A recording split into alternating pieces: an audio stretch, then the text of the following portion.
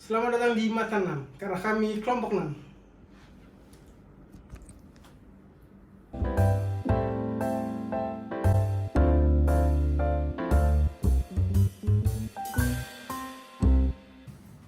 Halo teman-teman semua, selamat datang di diskusi interaktif kelompok kami dari mata kuliah Metode Analisa dan Penulisan Kasus.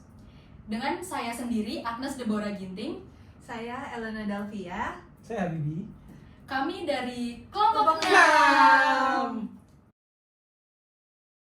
Nah, dalam pembahasan ini kita akan menjelaskan terkait latar belakang penelitian dalam melakukan penelitiannya, lalu akan dijelaskan juga tujuan penelitian beserta manfaat penelitian. Lalu selanjutnya kita akan menjelaskan referensi jurnal dari penelitian ini, lalu perbedaan penelitian sebelumnya dengan penelitian ini.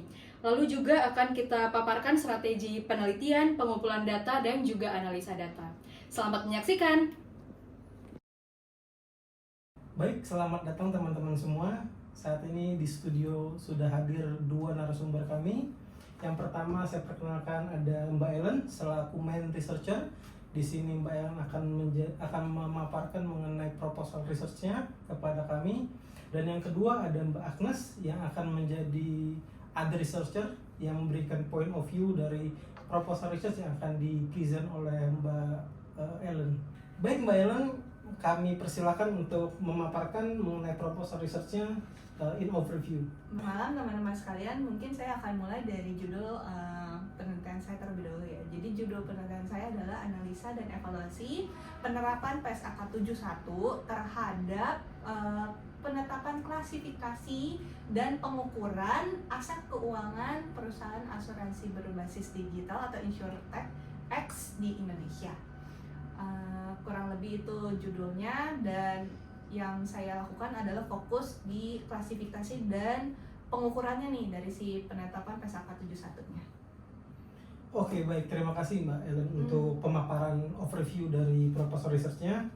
Kemudian kita lanjut ke Mbak Agnes. Silakan memberikan tanggapan atas proposal research yang sudah disampaikan oleh Mbak Ellen. Jadi Mbak Ellen boleh dijelaskan nggak ya terkait motivasi Mbak Ellen untuk melakukan penelitian ini? Oke, mungkin saya akan mulai dari motivasi dan latar belakangnya ya. Jadi latar belakang dari penelitian ini, saya mau menyoroti tentang peranan penting sektor perasuransian ini terhadap stabilitas sistem keuangan di Indonesia dan mungkin di negara-negara lainnya juga karena sama. Yang pertama adalah seperti yang kita ketahui bahwa sektor perasuransian ini adalah perusahaan yang menawarkan jasa pengelolaan resiko dengan menjual produk asuransi yang dibeli oleh masyarakat luas, kemudian dibayarkan dalam bentuk premi yang dananya nanti diterima oleh perusahaan asuransi dan dikelola dalam penempatan investasi. Karena perusahaan asuransi untuk mendapatkan profit atau keuntungan tentunya ya melalui dengan penempatan investasi yang mereka lakukan. Karena mereka punya kewajiban nih untuk mengembalikan dana masyarakat, dan juga mereka punya kewajiban untuk karena mereka kan jasa pengelolaan resiko. Tentu saja mereka harus memberikan perlindungan lah bagi masyarakat atau nasabahnya. Oleh sebab itu, asuransi ini menjadi sangat penting bagi stabilitas sistem keuangan karena mereka itu adalah investor yang besar di pasar keuangan. Karena pengelolaan dana yang besar, karena aktivitas utamanya mereka ini mengelola dana untuk diinvestasikan. Yang kedua, karena mereka itu adalah investor yang besar di pasar keuangan, tentunya mereka memiliki hubungan dengan sektor keuangan lainnya seperti perbankan atau ya mungkin seperti manajer investasi dan lain-lain. Oleh karena itu, jika semisalnya terdapat permasalahan di sektor asuransi, ini akan berdampak dengan sektor keuangan lainnya, dan itu sangat akan mempengaruhi stabilitas sistem keuangan. Dan yang ketiga, mengapa peranan penting nih dari perusahaan asuransi adalah karena mereka sekali lagi adalah penjual jasa pengelolaan resiko. Artinya mereka mengelola resiko dari masyarakat, baik itu individu maupun perusahaan yang sudah mengalihkan resikonya kepada perusahaan ini. Oleh sebab itu bisa dibayangkan jika sektor asuransi ini bermasalah, maka akan berdampak pada masyarakat luas. Itu pertamanya dulu nih. dari segi peranan perusahaan asuransi, pentingnya terhadap stabilitas keuangan di Indonesia. Dan yang kedua, kemudian kembali lagi karena perusahaan asuransi ini memiliki peranan penting dalam stabilitas sistem keuangan, tentunya saja regulasi, peraturan, pengawasan juga pasti sangat ketat.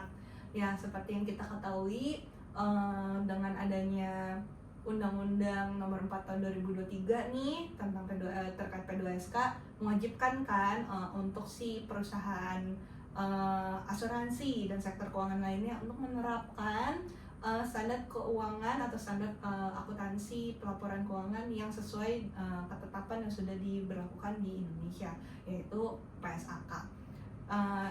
Maka dari itu, melihat adanya penetapan peraturan yang penting, itulah menjadi latar belakang saya untuk melakukan penelitian ini. Jadi untuk penerapan PSAK 71 ini yang dilakukan peneliti kan lebih ke industri perusahaan asuransi digital gitu. Lalu apa sih bedanya untuk PSAK 71 di perbankan dan di asuransi? Oke, baik. Mungkin yang menjadi highlight atau titik berat dari implementasian PSAK 71 nih, baik di sektor keuangan perbankan ataupun asuransi. Jika di perbankan, seperti yang kita ketahui, pada dasarnya mereka mengelola dana, menerima dana dari masyarakat luas, dan perbankan itu tujuan pengelolaan dananya lalu disalurkan kembali dalam bentuk pinjaman. Oleh sebab itu, tentu saja PSAK 71 ini menjadi titik berat dari penerapan PSAK 71 bagi perbankan ini adalah pada titik perhitungan dari cadangan kerugiannya, impairment-nya, karena mereka menyalurkan dana dalam bentuk pinjaman yang besar. Itu adalah salah satu aset yang besar di perbankan. Sedangkan untuk perusahaan asuransi yang menjadi titik berat dari penerapan PSAK 71-nya adalah secara klasifikasi dan pengukuran aset keuangan itu sendiri. Seperti yang kita ketahui, karena perusahaan asuransi mengumpulkan dana dan mengelolanya dengan aktivitas utamanya itu investasi. Oleh sebab itu klasifikasinya menjadi sangat-sangat penting di sini. Karena mungkin perbedaannya dari PSAK yang sebelumnya dengan PSAK yang saat ini 71, jika sebelumnya di PSAK 55 untuk melakukan klasifikasi dari aset keuangan itu dimulai dari intention management. Jadi intensinya apa? Yang kita tahu klasifikasinya ada 4, ada held to maturity, kemudian ada available for sale, mereka juga ada loan and receivable, terus kemudian juga ada aset keuangan FVTPL. Nah, ini tuh dasarnya dari intensi perusahaan. Jadi mungkin saja perusahaan A dan perusahaan B dengan aset keuangan yang sama, tetapi dengan intensi yang berbeda, maka klasifikasi dan pengukurannya juga berbeda. Nah, oleh sebab itu, sedangkan di PSAK 71 untuk melakukan klasifikasi dan pengukuran aset keuangan itu ditegaskan melalui tes SPBI dan bisnis model. Jadi perlu dulu masuk ke dua pengujian ini sebelum akhirnya ditentukan klasifikasinya, apakah amortized cost atau FVTPL atau FVOCI. Jadi kurang lebih itu yang menjadi perbedaan antara perbankan dan asuransi. Baik, terima kasih Mbak Ellen atas jawabannya yang cukup komprehensif ya. Kemudian kita lanjut membahas mengenai tadi sebetulnya sudah sempat dimention oleh Mbak Ellen mengenai ECL, bahwa di perbankan, di sektor perbankan itu cukup berdampak signifikan di sisi ECL dalam penerapan PSAK 71. Namun di sisi insurance company itu seperti apa Mbak? Kira-kira dampak dari ECL ini sehingga kalau saya baca proposal research-nya itu hanya membahas mengenai klasifikasi dan pengukuran di dalam PSAK 71 ini, tapi tidak membahas mengenai ECL. Baik, mungkin kenapa untuk penelitian saya lebih berfokus pada klasifikasi dan pengukuran saja dan tidak di ECL-nya.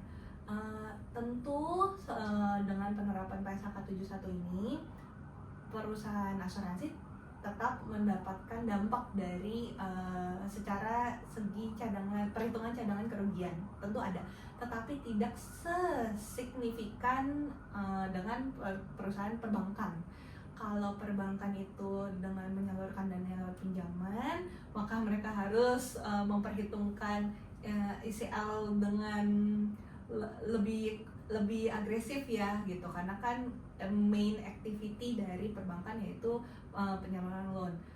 Dari sisi perasuransian memang ada, tapi tidak sesignifikan itu. Oleh sebab itu makanya saya lebih berfokus di klasifikasi dan pengukurannya saja dari aset keuangannya.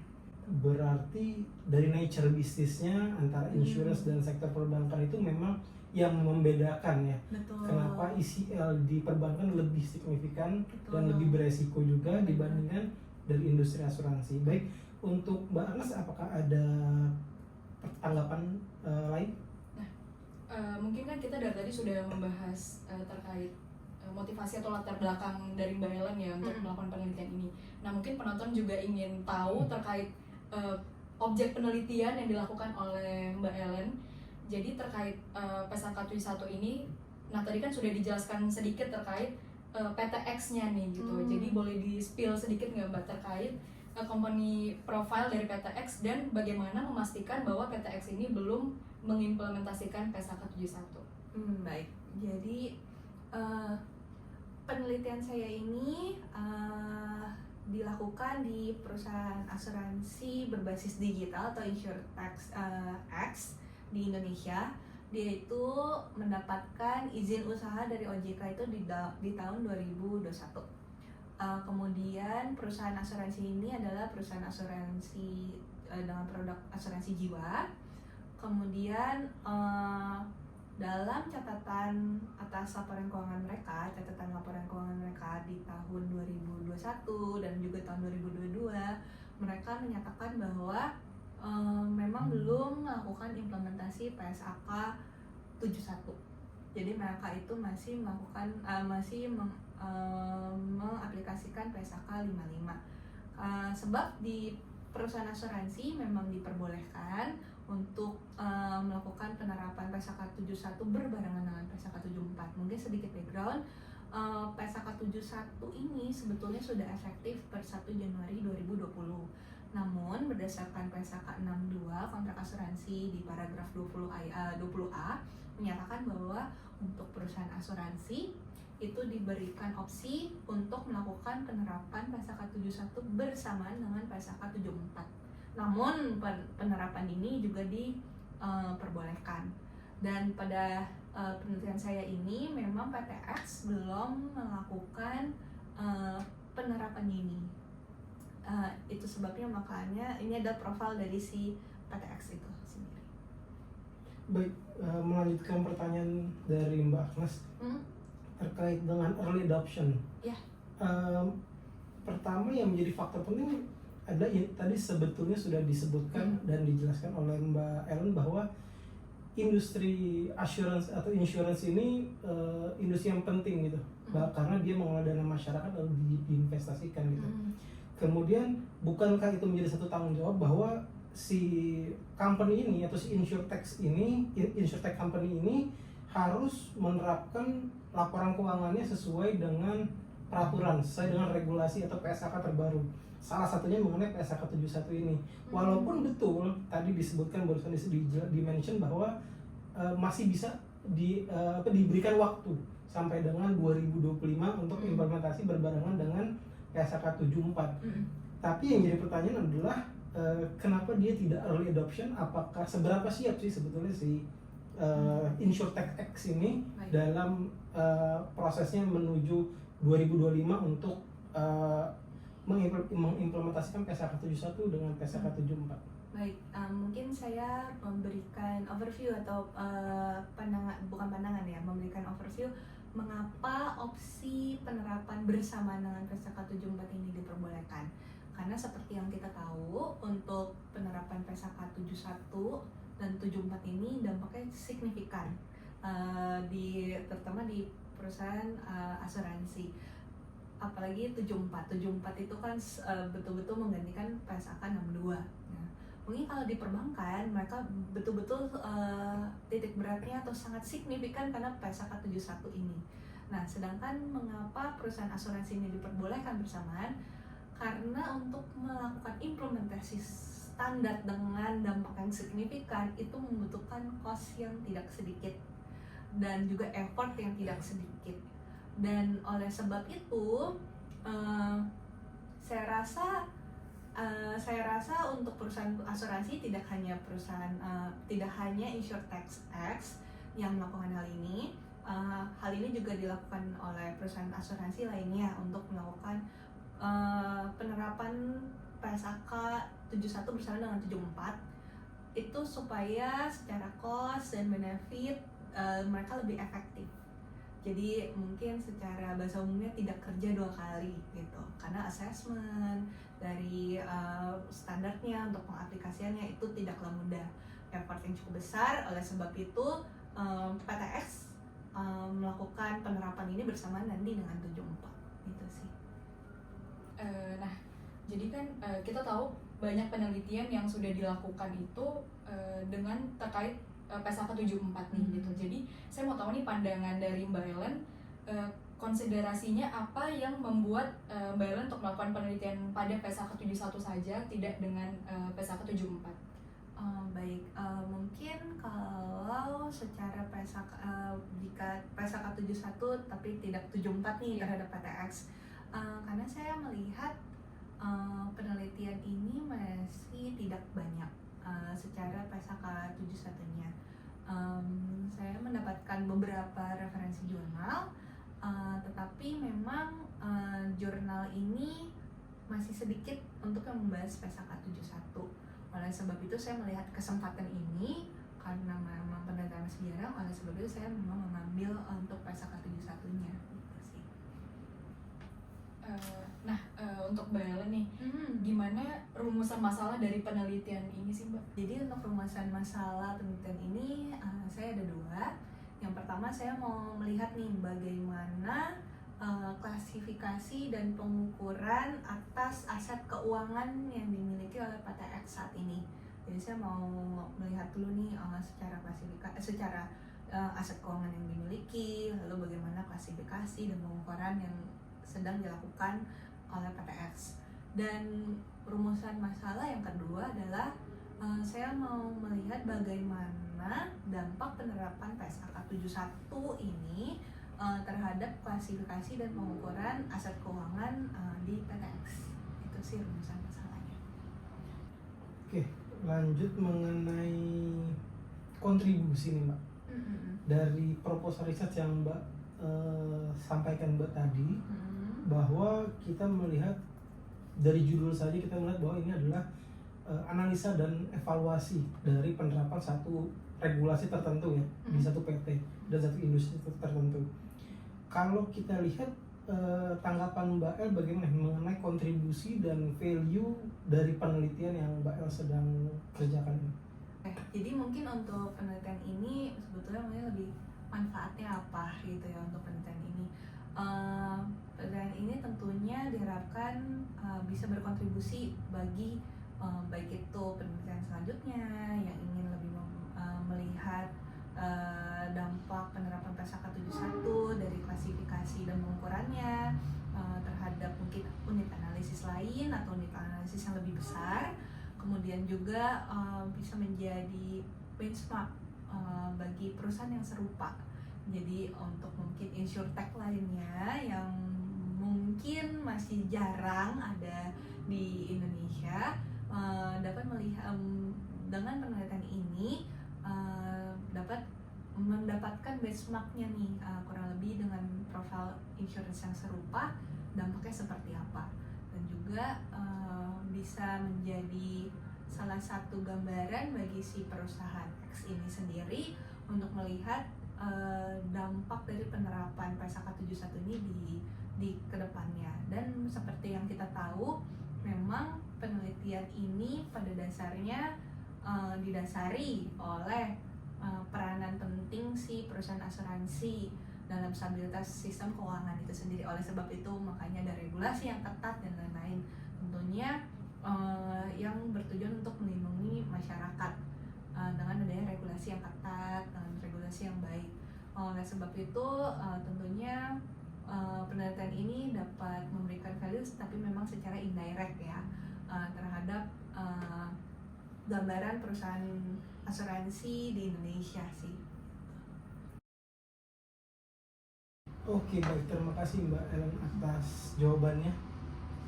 Mungkin kita bisa sekarang masuk ke bab 2, pembahasan bab 2, di mana mungkin Mbak Ellen bisa menjelaskan, mendeskripsikan seperti apa konsep bab 2 dari penelitian yang sedang Mbak kerjakan.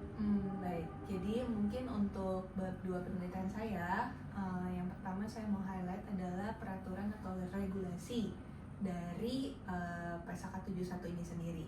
Yang pertama memang seperti yang tadi saya sampaikan bahwa perusahaan asuransi ini memiliki regulasi yang ketat. Salah satunya yang sudah disampaikan melalui Undang-Undang Nomor 4 Tahun 2023 terkait P2SK, memang diwajibkan untuk pelaku usaha sektor keuangan menerapkan standar akuntansi terkini yang memang sudah ditetapkan di Indonesia. Itu yang pertama. Yang kedua adalah regulasi secara bukan regulasi tapi secara standar akuntansinya. Jadi standar akuntansi yang mau di-highlight di sini adalah PSAK 71-nya dan juga PSAK 55-nya yang sebelumnya. Karena yang menjadi highlight dari perubahan PSAK 71 dari PSAK 55 adalah klasifikasi dan pengukurannya yang melalui pengujian SPPI test dan juga modal bisnis. Ini yang menjadi hal yang penting sehingga klasifikasinya berubah dari 4 menjadi 3, yaitu amortized cost, FVTPL dan FVOCI.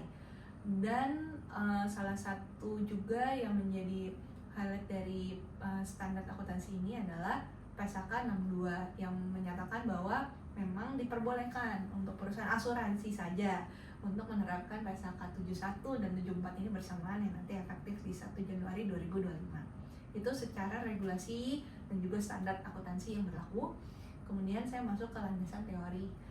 Teori yang saya gunakan sebagai pendekatan dalam penelitian ini adalah public interest theory, di mana teori ini seperti yang disampaikan oleh Hanke Domas di tahun 2003. Public interest theory ini adalah teori yang menyatakan bahwa regulasi dibentuk untuk melindungi pengguna laporan keuangan. Dengan pendekatan inilah saya melakukan penelitian ini. Dan kemudian untuk penelitian ini juga sudah melihat beberapa referensi jurnal, tetapi mungkin ada 3 yang saya highlight yang cukup berrelevan dengan penelitian saya. Ada yang 2 di Indonesia dan 1 adalah International Journal untuk penelitian di Taiwan. Semuanya terkait dengan asuransi. Baik, terima kasih Mbak Ellen untuk jawabannya. Mungkin saya sedikit bertanya, memfollow up dari penjelasan Mbak El tadi yang terakhir mengenai referensi penelitian. Itu seberapa update jurnal referensi yang digunakan di penelitian ini, dan seberapa relevansi tadi Mbak El sempat menyinggung jurnal tersebut relevan, seberapa relevan jurnal tersebut terhadap penelitian ini? Baik, jadi untuk penelitian terkait PSAK 71 di perasuransian ini saya lihat memang masih tidak banyak, dan 3 jurnal yang menjadi benchmark saya atau referensi saya dalam penelitian ini, 2 jurnal itu dilakukan atau dilakukan di tahun 2021, dan kemudian jurnal yang terakhir itu adalah di tahun 2022. Jadi dari 3 jurnal ini yang ada jurnal yang melakukan penelitiannya yaitu implementasi PSAK 71 dan PSAK 74 dalam meminimalisir resiko gagal bayar di perusahaan asuransi di Indonesia. Kemudian ada penelitian implementasi PSAK 71 terhadap sektor perusahaan asuransi, namun dia berfokus di mutual fund assessment-nya.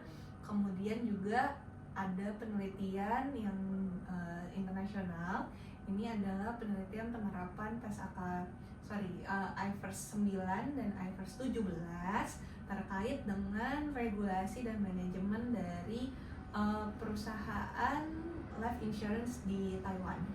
Jadi saya rasa referensi yang saya gunakan cukup update dan sangat relevan karena mereka memang membahas secara spesifik dari segi pasal 71-nya dan juga IFRS 9 yang menjadi adopsi dari si pasal 71 ini.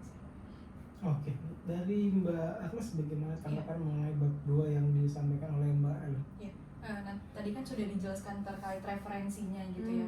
Apa sih bedanya penelitian yang dilakukan ini dengan referensi yang telah dipaparkan tersebut? Baik, mungkin saya jabarkan satu-satu dulu untuk si 3 benchmark utama yang saya gunakan sebagai referensi saya dalam melakukan penelitian ini. Referensi pertama dia adalah penerapan dari IFRS 9 dan 17 terhadap regulasi dan manajemen dari perusahaan asuransi jiwa di Taiwan. Mungkin kalau penelitian ini lebih berfokus bagaimana dampak dari penerapan IFRS 9 dan 17 terhadap regulasinya nih, regulasi yang ada di yang ditetapkan oleh perusahaan yang ditetapkan terhadap perusahaan asuransi jiwa di Taiwan tersebut. Jadi dia lebih berfokus di regulasinya dan manajemennya. Sedangkan penelitian yang kedua itu adalah implementasi PSAK 71 dan PSAK 74, tapi dia berfokusnya bagaimana dampak dari penerapan kedua standar ini dapat meminimalisir gagal bayar dari si perusahaan asuransi. Jadi dia lebih berfokus apakah penerapan PSAK kedua PSAK ini memang bisa memberikan dampak untuk meminimalisir gagal bayar. Sedangkan yang penelitian PSAK 71 yang cukup sangat relevan dengan saya lakukan, dia berfokus pada mutual fund-nya saja. Dan tipe penelitian dia adalah empiris, bukan case study. Sedangkan saya adalah case study dan dia berfokus pada perusahaan asuransi, tetapi pada jenis instrumen keuangan mutual fund saja, reksadana saja. Dan yang membedakan penelitian saya dengan penelitian sebelumnya adalah penelitian saya ini merupakan penelitian case study, dan saya tidak hanya ingin mau akses satu aset keuangannya saja, namun aset keuangan secara menyeluruh dari si unit analisis ini. Itu sih yang bisa membedakan penelitian saya dengan penelitian sebelumnya. Oke, baik. Terima kasih Mbak Ellen atas penjelasannya. Baik teman-teman, kita sejauh ini sudah memasuki bab 1 dan terakhir kita sudah membahas mengenai bab 2. Mungkin jika ada yang ingin bertanya atau ingin komen below dari YouTube di bawah ini. Oke teman-teman, kita akan masuk ke pembahasan bab 3. Mungkin kita mulai pertanyaannya dari strategi penelitian. Nah, untuk strategi penelitian dari Proposal Research Mbak Ellen nih apa nih? Oke, jadi strategi penelitian saya ini adalah dengan metode case study. Lalu saya adalah single case atau single fenomena, dan saya single unit analysis. Nah, ini menurut point of view saya ini adalah multiple cases gitu. Karena tadi sudah dijelaskan juga ini ada klasifikasi dan pengukuran. Lantas mengapa Mbak Ellen menganggap ini adalah single fenomena gitu? Boleh dijelaskan? Jadi untuk menjawab mengapa ini adalah single fenomena dan bukan multiple fenomena, karena output dari penelitian ini adalah tentang klasifikasi dan pengukurannya secara kualitatif.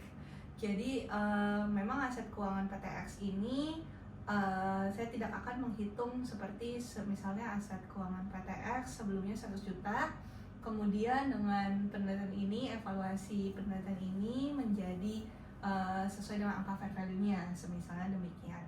Sehingga saya melihat bahwa dari klasifikasi dan pengukuran ini adalah satu kesatuan yang tidak bisa dipisahkan. Maka dari itu pandangan saya ini merupakan single case atau single fenomena. Baik, terima kasih Mbak Ellen atas jawabannya. Baik. mungkin sedikit merespons atas jawaban pertanyaan tersebut. Berarti output dari penelitian ini tidak sampai menghitung kepada dampaknya sejauh mana dalam sisi angka ya, secara kuantitatif angka gitu. Berarti hanya sejauh berapa aset keuangan yang dimiliki oleh InsurTech X dan bagaimana pengukuran dan bagaimana klasifikasi atas aset keuangan tersebut. Betul. Jadi untuk penelitian ini sendiri tidak akan mengeluarkan hasil pengukuran secara kuantitatif atau angka. Memang ini akan hanya pada klasifikasinya. Jadi kita akan identifikasi aset keuangannya, kemudian kita akan evaluasi jika berdasarkan dengan PSAK 71 terkait dengan uji SPPI dan juga modal bisnis. Nanti klasifikasinya apa dan akan dilakukan pengukuran apakah itu at cost atau at fair value. Jadi output dari penelitian itu maksimal sampai di apakah pengukurannya dari at cost atau fair value saja. Baik, terima kasih Mbak Ellen atas jawaban dan tanggapannya. Sedikit melanjutkan pertanyaan Mbak, mengenai strategi penelitian yang tadi sebelumnya Mbak jelaskan gitu ya. Mengenai single unit analysis, di sini Mbak menjelaskan bahwa strategi penelitiannya single unit analysis, yaitu only in PT InsurTech X gitu kan. Nah, yang ingin saya tanyakan adalah apakah ini single company, single entity gitu, atau dia part of the group, atau dia PNS atau dari sebuah consolidated, karena kita tahu bahwa perusahaan asuransi itu besar. Tidak, agak kecil kemungkinan gitu ya kalau dia hanya single entity bukan part of the group gitu. Mungkin gitu. Jadi untuk penelitian ini memang single unit analysis. Sebetulnya untuk profil dari PTX ini sendiri dia adalah anak perusahaan dari satu grup. Jadi memang dia part of a group insurance company yang lainnya. Tapi memang dari saya sendiri, saya hanya berfokus di PTX saja. Itu sih kurang lebih. Jadi bukan bukan konsolidasi analisis, tapi ini lebih ke perusahaan ini saja. Itu karena ada hambatan atau restrictions atas kecukupan data dan atau apa gitu, atau karena kan gini Mbak, jika kita bisa melakukan analisa atas satu grup company tersebut, mungkin hasil dari penelitian ini bisa lebih komprehensif gitu, karena lebih karena kita tahu kalau group of company pasti varian investmentnya atau aset keuangannya jauh lebih banyak dan lebih variatif. Apakah tidak sebaiknya coba untuk diperbesar skop penelitiannya menjadi group of dari si InsurTech ini, atau tetap di InsurTech ini saja? Memang untuk penelitian ini saya mengalami hambatan untuk secara akses dari penelitian. Memang kalau kita bisa mendapatkan penelitian ini hingga dalam level grup, maka kita akan mendapatkan multiple unit analysis yang mungkin hasil outputnya kita bisa dapat aset keuangan yang mungkin jauh lebih beragam dan jauh lebih lengkap, sehingga bisa menunjukkan hasil penelitian yang jauh lebih lengkap dan komprehensif. Cuma memang ini adalah salah satu hambatan dari penelitian ini, karena memang akses yang didapatkan untuk dari pengumpulan datanya, karena saya mengambil pengumpulan datanya melalui teknik interview, jadi saya memiliki limitasi di sini. Oleh sebab itu penelitian ini hanya berfokus pada PTX saja, demikian. Well noted, Mbak El. Mungkin Mbak Agnes ada tanggapan? Tadi sudah dijelaskan sedikit terkait pengumpulan datanya yang dengan interview gitu ya. Jadi mungkin boleh dipaparkan lebih lanjut lagi Mbak terkait pengumpulan data selain interview itu apa aja? Oke, jadi untuk pengumpulan data dari analisa ini memang menggunakan interview saja, yaitu melalui semi structure interview. Dalam artian interview ini open dan dilakukan secara semi-structure, artiannya saya dalam melakukan interview akan terdapat pertanyaan-pertanyaan yang masih dapat terbuka atau pertanyaan tambahan seiring dengan proses interview itu dilakukan. Kemudian memang ini juga dilakukannya dengan user dari preparer dari si laporan keuangan, beserta juga di dalamnya terdapat level yang di atasnya, managerial levelnya, yaitu pandangan dari reviewer itu sendiri. Nah, mungkin untuk lebih lanjut, analisa data yang dilakukan di penelitian ini apa ya, Mbak?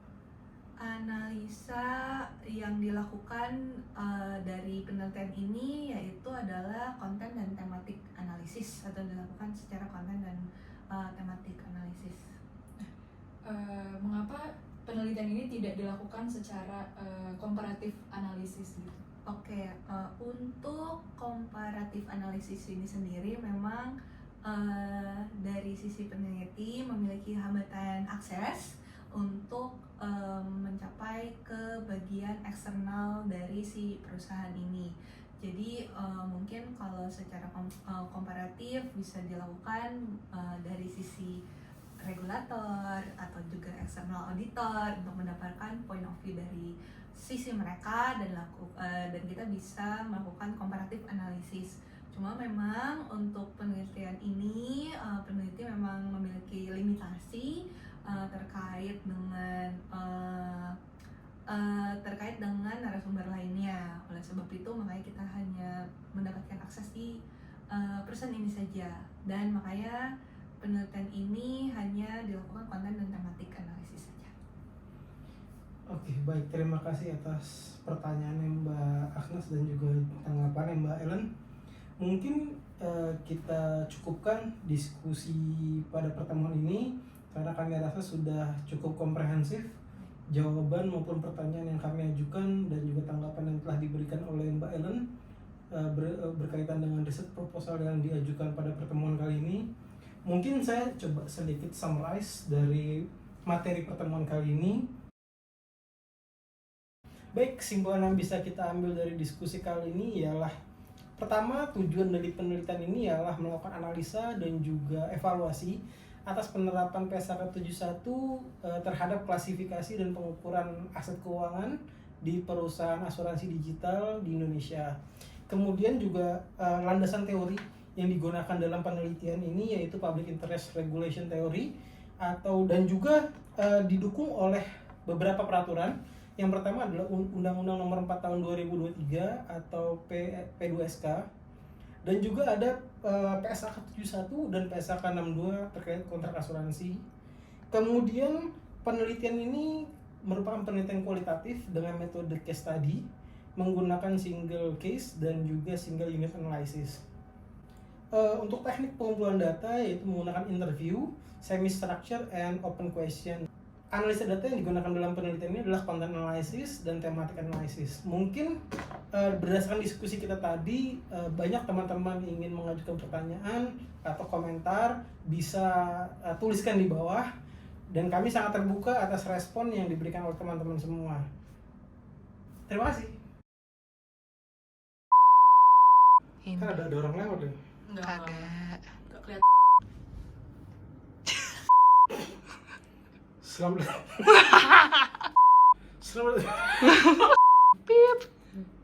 datang di mata. Selamat datang di mata 6 karena kami kelompok 6.